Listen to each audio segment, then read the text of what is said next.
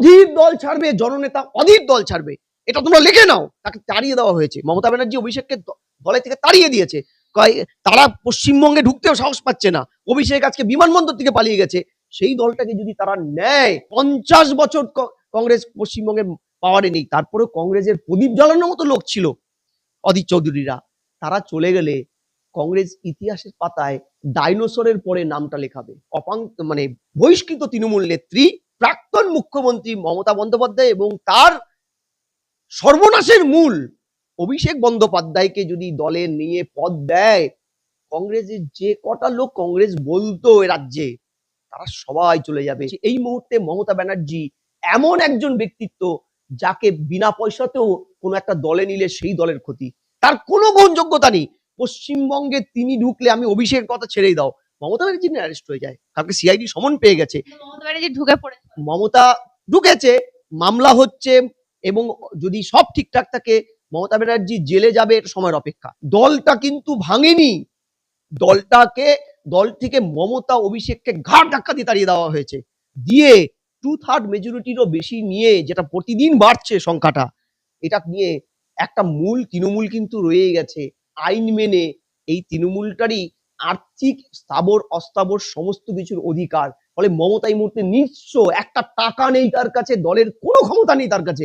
ফলে তিনি কংগ্রেসে যাবেন, আগে কংগ্রেসটাকে বাইরের থেকে ভাঙতেন, ভিতরে ঢুকে ভাঙবেন।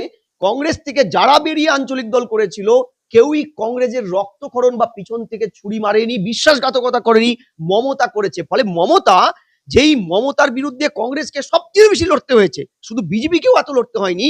যে কংগ্রেসকে শূন্যে নামিয়ে দেওয়ার জন্য মমতা ব্যানার্জি কি করেছিল, অধীরের মতন জননেতাকে মুর্শিদাবাদে হারাতে হুমায়ুন কবিরকে মুখ দিয়ে ধর্মীয় উন্মাদনা তৈরি করেছিল। আমার কথা নয়, হুমায়ুন কবির নিজে বলেছে এই কথাটা। মমতা বন্দ্যোপাধ্যায়কে কংগ্রেস জয়েন করছে, কারণ কেন? মমতা বন্দ্যোপাধ্যায় ইতিমধ্যেই সোনিয়া গান্ধীর সাথে কথা বলেছেন এবং কলকাতায় ফিরেছেন। মমতা বন্দ্যোপাধ্যায় যদি কংগ্রেসে জয়েন করে, তাহলে অধীর রঞ্জন চৌধুরীরা কি করবে? মমতা বন্দ্যোপাধ্যায়ের ভবিষ্যৎ কি হবে? আমাদের রাজ্যে কংগ্রেসের ভবিষ্যৎ কি হবে? আমার সঙ্গে রয়েছেন রাজনৈতিক বিশ্লেষক ঝন্টু বড়াইক অধ্যাপক। কথা বলবো স্যারের সাথে। স্যার, কি মমতা বন্দ্যোপাধ্যায় কংগ্রেস জয়েন করছেন? আমরা নিশ্চিত হয়ে গেছি। মমতা বন্দ্যোপাধ্যায় যদি কংগ্রেস জয়েন করে, তাহলে অধীর রঞ্জন চৌধুরী কি করবেন? প্রথম কথা, মমতা ব্যানার্জি কংগ্রেস জয়েন করলে কংগ্রেসের কি হবে, এই প্রশ্নটা আগে আসুক। কারণ যে মমতা, এটা ঠিক যে কংগ্রেস থেকে অন্তত 100টার উপরে স্বাধীনতার পরে দল বেরিয়েছে, এবং পরবর্তীকালে আঞ্চলিক দল ক্ষমতা থেকে ক্ষমতাচ্যুত হওয়ার পরে কংগ্রেসেই মিশে গেছে। তুমি যদি একটার পর একটা উদাহরণ দেখো, 86-তে প্রণব মুখার্জি বেরোলেন রাষ্ট্রীয় সমাজবাদী কংগ্রেস করে, আর 89-তে মূল কংগ্রেসে ফিরে গেলেন। শুধু তাই নয়, প্রগতিশীল ইন্দিরা কংগ্রেস করে সোমেন মিত্র বেরোলেন, 2008-এ তৃণমূলে আসলেন কিছুদিন, তারপরে আবার মূল কংগ্রেসে ফিরে গেলেন। তুমি যদি আরেকটু দেখো যে 78-এ ইন্দিরা গান্ধীর সাথে মনোমালিন্যের জন্য কংগ্রেস ভেঙে শরদ পাওয়ার সমাজবাদী কংগ্রেস তৈরি করলেন, আবার তার দল প্রথমে ফিরে গেল, তারপরে তো ইতিহাস আমরা জানি। 86-তেও তাই, কংগ্রেস সিংহভাগ নেতাদের নিয়ে 95-তে যে কে মুপানর তামিলনাড়ু কংগ্রেস থেকে আঞ্চলিক দল করলেন, পরবর্তী 14 সালে তার ছেলে জি কে ভাসান তামিল মালিনা কংগ্রেসে ফিরে গেলেন। অর্থাৎ কংগ্রেস থেকে বেরিয়ে ক্ষমতায় থেকে ক্ষমতা চলে গেলে কংগ্রেসে ফিরে গেছে, এটা নতুন নয়। কিন্তু যারা কংগ্রেস থেকে বেরিয়ে আঞ্চলিক দল তৈরি করেছিল, তারা কংগ্রেসের শত্রু হয়নি, কংগ্রেসকে সাইনবোর্ড করার সিদ্ধান্ত নেয়নি, কংগ্রেসের পিছন থেকে ছুরি মারেনি, যেটা মমতা ব্যানার্জি করেছে। আজকে কংগ্রেস এর 98-তে কংগ্রেস থেকে বেরিয়ে গেলেন, তার পরে 2001 সালে তোমরা যদি খেয়াল করো, প্রথম এনডিএ সরকার অটল বিহারীর, সেই সরকারের আজকের প্রাক্তন মুখ্যমন্ত্রী মমতা বন্দ্যোপাধ্যায় কি ছিল? ক্যাবিনেট মিনিস্টার, রেলমন্ত্রী। যে 98 দলটা বিজেপি ফান্ডিং করে তৈরি করলো, কংগ্রেস থেকে বেরিয়ে আসা ছোট্ট দলটাকে ফান্ডিং করে অটল বিহারী বাজপেয়ী বিজেপি পুরো এর অক্সিজেন দিল, এবং তার পরিণামে মমতা ব্যানার্জি ক্যাবিনেটের অন্যতম মুখ হলো। 1 সালে পশ্চিমবঙ্গের তৎকালীন বাম সরকারের সময় নির্বাচনে হট করে অটল বিহারী সরকার থেকে টক করে বেরিয়ে এসে উনি কংগ্রেসের হাত ধরে লড়লেন, ভোটে ভরাডুবি হলো, আবার নিরজ্জের মতন এনডিএতে ফিরে গেলেন, দপ্তরবিহীন মন্ত্রী, পৃথিবীর প্রথম দপ্তরবিহীন মন্ত্রী হয়েছিলেন মমতা বন্দ্যোপাধ্যায়, এবং পরবর্তীকালে কয়লা মন্ত্রী ছিল, তবে তো এনডিএ হেরে গেল। এবার প্রশ্নটা হচ্ছে, মমতা ব্যানার্জি 11 সালে পালা বদলে পরিবর্তনটা করেছিল কার মদতে? কংগ্রেসের মদতে। কংগ্রেসের জোট করেছেন, হেলিকপ্টার নিয়েছেন, টাকা নিয়েছেন। সেই কংগ্রেস যে মদতে ক্ষমতায় এসে প্রথম যে রক্তক্ষরণটা করেছিল কার? কংগ্রেসের। একে একে কংগ্রেসীদেরকে ধরে ধরে মামলা দিয়ে দলে ঢুকিয়েছেন।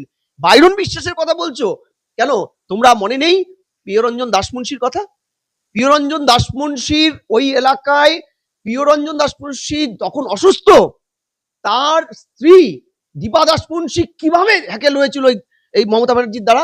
শুধু তাই নয়, মানস ভুইয়া কংগ্রেসের ভয় দেখিয়ে তাকে ঢুকিয়েছে, মামলা, খুনের মামলা দিয়েছিল। শুধু তাই নয়, রবীন্দ্রনাথ চ্যাটার্জি জেলে এখন, কাটোয়ার ভগবান, তাকে মমতা ব্যানার্জি ঢুকিয়ে দশচক্রে ভূত বানিয়ে লোকটাকে এমন করেছে যে সেই লোকটা এখন জেলের ভিতরে বৃদ্ধ বয়সে।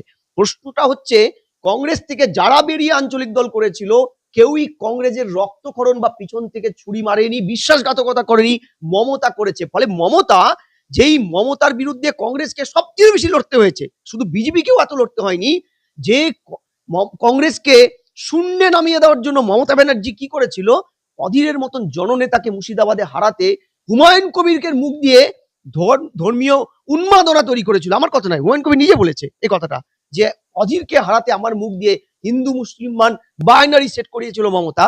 সেই সেই মানুষগুলো, সেই মানুষের আত্মত্যাগ, তুমি তপন কান্দুর কথা মনে আছে? একটা ঝালদা পৌরসভা, একটা পৌরসভা কংগ্রেস চালাতো বলে সেই পৌরসভাটা দখল করার জন্য প্রথমে তপন কান্দুকে হত্যা করেছে, তার স্ত্রীর অস্বাভাবিক মৃত্যুটা হয়েছে, তিনজন, এমনকি সাক্ষীকেও খুন করেছিল মমতা ব্যানার্জি তৃণমূল।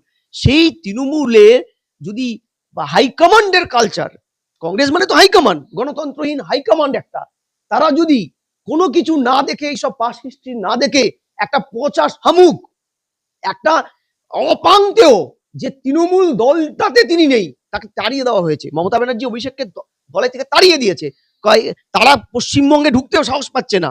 অভিষেক আজকে বিমানবন্দর থেকে পালিয়ে গেছে। সেই দলটাকে যদি তারা নেয়, আমি প্রথমেই তোমাকে বলে রাখি, এখানে যে সমস্ত কর্মীরা মার খেয়েছে, তাও কংগ্রেস করেছে মুখে রক্ত তুলে, মমতা ব্যানার্জির চোখে চোখ রেখে, তারা দল ছাড়বে, অধীর দল ছাড়বে, জননেতা অধীর দল ছাড়বে। এটা তোমরা লিখে নাও। আজকে বর্ষিয়ান নেতা আব্দুল মান্নান কি বলেছে, যে কংগ্রেস তো বরাবরই নীলকণ্ঠ। আজকে প্রদীপ ভট্টাচার্য কি বলেছে, যে দলটাকে, এমনকি মমতা ব্যানার্জি এতটাই বিশ্বাসঘাতক যে এ রাজ্যে রাষ্ট্রপতি প্রার্থী বাঙালি একজন, প্রণব মুখার্জি যখন রাষ্ট্রপতি প্রার্থী হয়, মমতা ব্যানার্জি তাকে কিন্তু সমর্থন করেনি।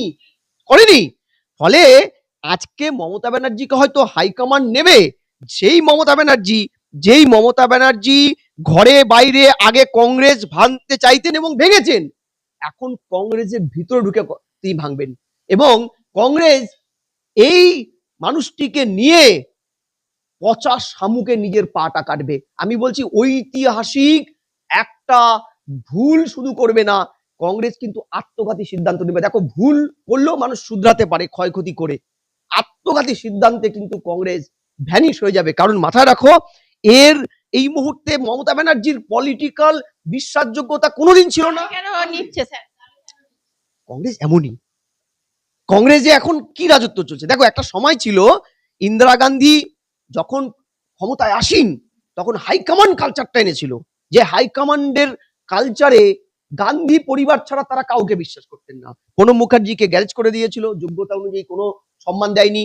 তারপরে তোমার আজাদ কাশ্মীর থেকে উঠছিল, অত যোগ্য মানুষটি, তাকে কংগ্রেস কোনোদিন করেনি, কোনো রকম করেনি, কোনো একটা পদ দেয়নি। একের পর এক কংগ্রেসের বড় বড় মানে তাত্ত্বিক নেতা, বুদ্ধিমান সমস্ত চাণক্যরা বহিষ্কৃত হয়েছিল, বসিয়ে দেওয়া হয়েছিল শুধুমাত্র রাহুল গান্ধীকে দাঁড় করাতে। সেই হেন হাইকমান্ড কালচারে ভোগা একটি কংগ্রেস, যারা স্লোগান তুলেছিল ৭৭-এ ডিকে ভোড়ার মাধ্যমে, India is Indira and Indira is India, এত স্বৈরাচারী একটা দল, তাদের গণতন্ত্র আছে।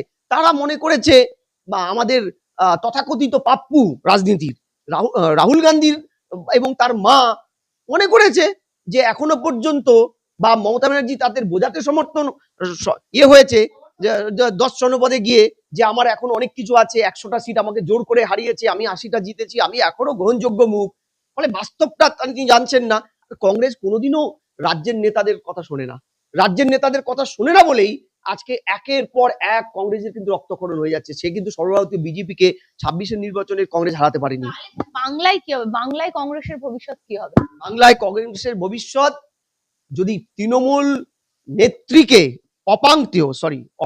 মানে বহিষ্কৃত তৃণমূল নেত্রী প্রাক্তন মুখ্যমন্ত্রী মমতা বন্দ্যোপাধ্যায় এবং তার সর্বনাশের মূল অভিষেক বন্দ্যোপাধ্যায়কে যদি দলে নিয়ে পদ দেয়, কংগ্রেসের যে কটা লোক কংগ্রেস বলতো এ রাজ্যে তারা সবাই চলে যাবে। আমরা একটা আশা করেছিলাম 21শে জুলাই অন্তত কংগ্রেসের শহীদ দিবসটা কংগ্রেস এবছরই প্রথম মানাতে পারবে, কারণ আর হাইজ্যাক করার কেউ নেই। সেটাও অন্তত আর কংগ্রেস হয়তো করতে পারবে না, কারণ তৃণমূলই, যে তৃণমূলটা এখনো মূল তৃণমূল ঋতব্রতর নেতৃত্বে, তারাই হয়তো এখানকার মুখ্য বিরোধী হিসেবে থাকবে। আর একটা বিষয় হচ্ছে, আপনি যে বলছেন মমতা বন্দ্যোপাধ্যায় তাহলে কি এই মুহূর্তে কংগ্রেসের হাইকমান্ড হবে পশ্চিমবঙ্গে? আর সর্বভারতীয় ক্ষেত্রে মমতা বন্দ্যোপাধ্যায়কে দেখা যাবে, আর অভিষেক বন্দ্যোপাধ্যায় এয়ারপোর্টে এলেই নাকি অ্যারেস্ট হবে, এরকমটাই বল। হ্যাঁ, দেখো, কংগ্রেসের হাত ধরে বাঁচা ছাড়া মমতার কোনো গতি নেই, কারণ এই মুহূর্তে তৃণমূল কিন্তু ভাগ হয়নি। তৃণমূল একটাই আছে, ঋতব্রত এখানকার, দিল্লিতে কাকলি মডেল। এখানে আরেকটা শুধু কথা বলবো, মমতা বন্দ্যোপাধ্যায় ভোটের সময় বলেছিলেন 2টো আসন দিচ্ছি কংগ্রেসকে, হচ্ছে না। তাহলে সেই মমতা বন্দ্যোপাধ্যায় আজকে কংগ্রেসের কাছে চাইছে না, দেখো, মমতার পলিটিক্যাল এন্টায়ার কেরিয়ারটাই এমন, যত্র দেশে যদাচার। মমতা ব্যানার্জি আজীবন ভিকটিম তাসটা খেলেছে, আজীবন বিশ্বাসঘাতকতা তার রাজনীতির মতাদর্শের অংশ। রিটার্নও পেয়েছে ঋতব্রত। বিশ্বাস করছে কেন? এইটাই কংগ্রেসের ব্যাংক্রাফটেড সিচুয়েশনের জন্য দায়ী। কংগ্রেস যে আর ভাবে না, কংগ্রেস যে সিরিয়াস নয়, কংগ্রেসের যে পাপ্পু মডেলটা সিরিয়াস রাজনীতিবিদ নন, এটা বোঝা গেল। সোনিয়া গান্ধীকেও আমরা ভাবতাম একটা সময় যে সিরিয়াস রাজনীতিটা করেন, ইতালির প্রাক্তন নাগরিক। তিনিও যে রাজনীতিটা বয়সের চাদরে, বয়সের তাড়নায় তার রাজনীতির মেধা বুদ্ধির উপরে একটা আস্তরণ পড়েছে, এটা বোঝা যাচ্ছে সিদ্ধান্তে। কারণ আমি তোমাকে বলছি, এই মুহূর্তে মমতা ব্যানার্জি এমন একজন ব্যক্তিত্ব যাকে বিনা পয়সাতেও কোনো একটা দলে নিলে সেই দলের ক্ষতি, তার কোনো গ্রহণযোগ্যতা নেই। পশ্চিমবঙ্গে তিনি ঢুকলে, আমি অভিষেকের কথা ছেড়েই দাও, মমতা ব্যানার্জি অ্যারেস্ট হয়ে যায়, কালকে সিআইডি সমন পেয়ে গেছে। মমতা ব্যানার্জি ঢুকে পড়েছে, মমতা ঢুকেছে, মামলা হচ্ছে, এবং যদি সব ঠিকঠাক থাকে মমতা ব্যানার্জি জেলে যাবে, এর সময়ের অপেক্ষা।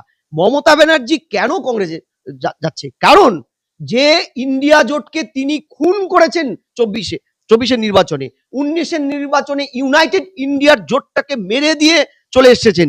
সেই জোট, যেই জোটের মুখ রাহুল গান্ধী এ রাজ্যে ন্যায় যাত্রা করলে সারা ভারতবর্ষে ন্যায় যাত্রা নেয়, এই রাজ্যে ঢুকলেই তৃণমূল বারবার বলেছে অন্যায় যাত্রা। এই রাজ্যে রাহুল গান্ধী ভোটের সময় এবারেরও যেভাবে তৃণমূল নেত্রী বা তৃণমূল দলের দুর্নীতি নিয়ে প্রশ্ন করে গেছেন মুর্শিদাবাদে, হ্যাঁ, এবং একের পর এক বাধার সম্মুখীন হয়েছে, হামলা হয়েছে রাজ্যে রাহুলের কনভয়ের উপরে, সেই জায়গায় দাঁড়িয়ে মমতা কেন যেতে চাইছেন কংগ্রেসে? কারণ মমতার দলের এন্টায়ার 1800 কোটি টাকা ফান্ড, অর্থ সবটাই তো চলে গেছে। স্থাবর অস্থাবর কোনো সম্পত্তি মমতার নিজের কাছে রাখতে পারবে না, কারণ দলের প্রতীকটার থেকে শুরু করে দলের যে রেজিস্ট্রেশনটাও তার নামে নেই, প্রয়াত মুকুল রায়ের নামে আছে। দলটা কিন্তু ভাঙেনি,